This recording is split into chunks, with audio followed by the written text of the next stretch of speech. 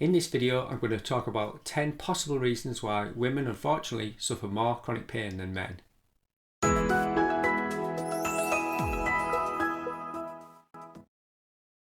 Hi, I'm Coverdale, physiotherapist and author of The Pain Habit.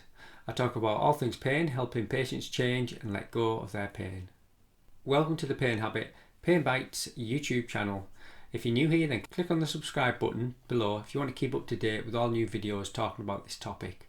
In this video today, we're going to look at 10 possible reasons why women suffer more chronic pain than men. There's a disparity between the number of people who suffer pain when you compare women and men when you look at persistent and chronic pain. This varies across different conditions, but on the whole, women suffer more.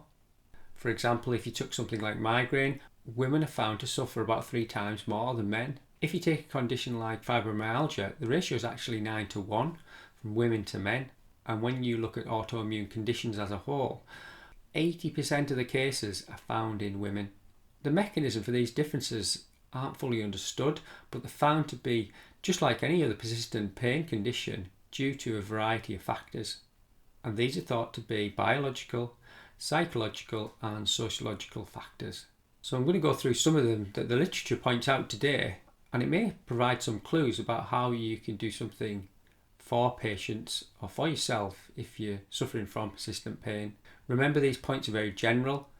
It doesn't mean all women exhibit these traits or all men exhibit the traits that I'm going to describe. They're just some pointers to suggest why women may suffer more chronic or persistent pain than men. Before I give you all these 10 reasons that's bad news for women, that the fact that they suffer more pain, ladies, there is some good news at the end of the video, so hang on through to the end and you'll be able to see that the news isn't all bad. Let's go. Number 1. One of the obvious biological reasons is the difference in hormones between men and women. Before puberty, little boys and girls are found to have no real difference in their experience of pain, but this does change from puberty. Now, in terms of estrogen, we're not too sure definitively what that does with regards to pain, but some of the literature points to testosterone being protective in terms of pain, and that proportionate difference in testosterone between the sexes might be one factor. Number 2. When women deal with pain, they use coping techniques, social support and emotion-focused techniques. This may mean because they're using that brain circuitry more, that emotional aspect of their brain in terms of their pain experience, if they overuse them, potentially that complicates that relationship that can develop persistent pain. Number 3. When you compare how men deal with pain, they use more distraction and problem-solving approaches to manage it or ignore it. Pretending that it hasn't even happened, that it's not even there, might help in the short term, but it might help in the long term too. Number 4. The expression of pain is more socially acceptable in women than men. And strangely, that could lead to some bias in reporting pain. We all know how good it is to talk, but sometimes reliving the painful experience and re-engaging the emotions that are present as part of that can actually be dangerous when it comes to the development of persistent pain. Number 5. Women tend to describe their pain in more emotional terms than men, more expressive, but this potentially makes it harder for the objective medical community to understand what that person is saying in terms of diagnosis. Number 6. Men are more objective about talking about their pain, and again, when you think about the medical community, this is much easier for them to understand and identify what the problem is. Number 7. Men are actually more unwilling to report their pain. So essentially more women report pain. So do men have the same amount of pain, but they just don't talk about it and they don't report it. So it looks like the ratio is higher because of that non-reporting. Number 8.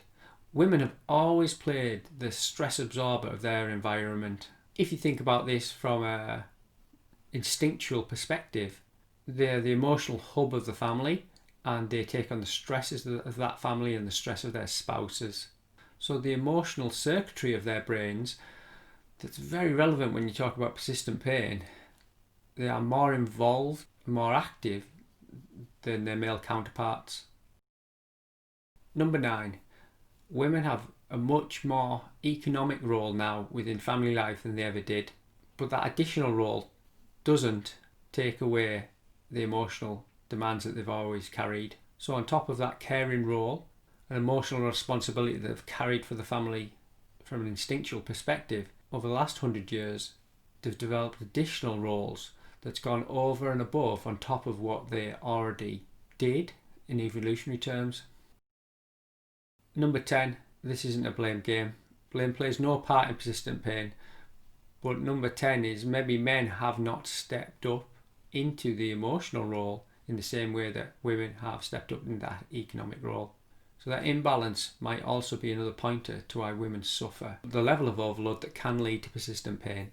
Again, all these points are just generalisms, but they are found in the literature. I've put some links below if you want to look into them in any more detail. It's fascinating when you consider the differences between men and women. Gabor Mate, the amazing Canadian physician and author of When the Body Says No, highlights that change in role between men and women. It gives examples from the 1930s and 40s when the incidence of multiple sclerosis between men and women was 1 to 1. One woman would get multiple sclerosis for every man. And yet 70 or 80 years later, the incidence is 3.5 times the amount of women to men. And there isn't actually a biological reason for that in terms of diet or climate. And he points to those changing roles and the additional responsibility that women have taken on. And maybe the additional responsibility the males haven't taken on as a pointer towards it. It is fascinating.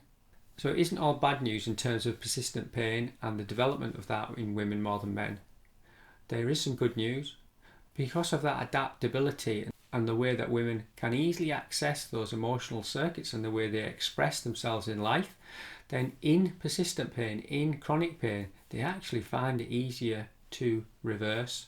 But when you look at beliefs and men that do develop persistent pain, often the beliefs that have taken them there, those beliefs are really strongly fixed because they may find it more difficult to express the emotions linked with that pain than women can.